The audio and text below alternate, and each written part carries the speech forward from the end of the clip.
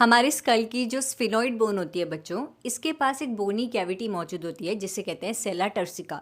और इस सेला टर्सिका के अंदर मौजूद होता है pituitary gland. This pituitary gland is attached with hypothalamus with the help of a stock, जिसे कि पिट्यूटरी स्टॉक या फिर इनफंडिबुलम भी कहते हैं बच्चों।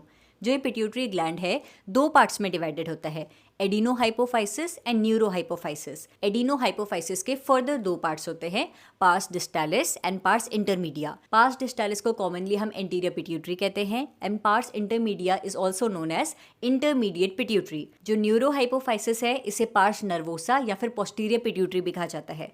जो हमारी एंटीरियर पिट्यूटरी होती है, दैट इज पार्स डिस्टालिस, ये 6 हार्मोन्स प्रोड्यूस करती है बच्चों। Growth hormone, prolactin, thyroid stimulating hormone, adrenocorticotrophic hormone, luteinising hormone and follicle stimulating hormone. जो पार्स इंटरमीडिया है, जिसे कि इंटरमीडिएट पिट्यूटरी भी कहा जाता है, ये सिर्फ एक हार्मोन प्रोड्यूस करती है जिसे कहते हैं एमएसएच, मेलानोसाइट स्टिमुलेटिंग हार्मोन।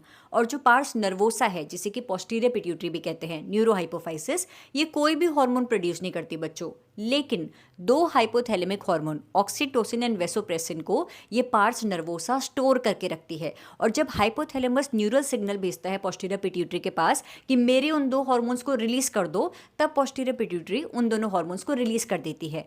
तो पोस्टीरियर पिट्यूटरी कोई हार्मोन प्रोड्यूस नहीं करती है, लेकिन दो हाइपोथैलेमिक हार्मोन्स ऑक्सीटोसिन और वेसोप्रेसिन को रिलीज कर देती है जब हाइपोथैलेमस उन्हें कमांड दे। तो pituitary gland 7 major hormones produce करती है बच्चों, जिनमें से 6 हार्मोन्स एंटीरियर पिट्यूटरी प्रोड्यूस करती है, एक हार्मोन इंटरमीडिएट पिट्यूटरी प्रोड्यूस करती है, पोस्टीरियर पिट्यूटरी कोई भी हार्मोन प्रोड्यूस नहीं करती है। इन सभी हार्मोन्स का क्या फंक्शन होता है, अगर इन हार्मोन्स का हमारी बॉडी में ओवर सिक्रीशन हो जाए या फिर कम सिक्रीशन हो तो हमारी बॉडी में क्या डिसऑर्डर्स हो जाते हैं, उन सभी के बारे में अगले शॉर्ट्स में जानेंगे। Stay tuned to biology at ease.